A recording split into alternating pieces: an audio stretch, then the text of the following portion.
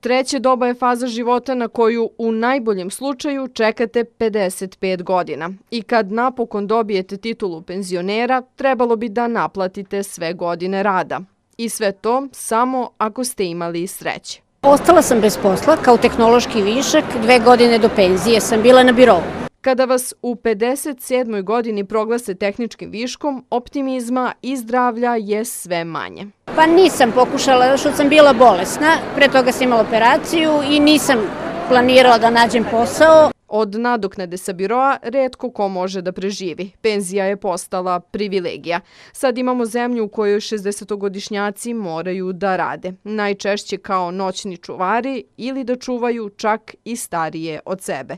Često bez para, u nadi da će u nekom trenutku biti plaćeni. I evo već 4 godine sam volonter volonterskog servisa, imam korisnike.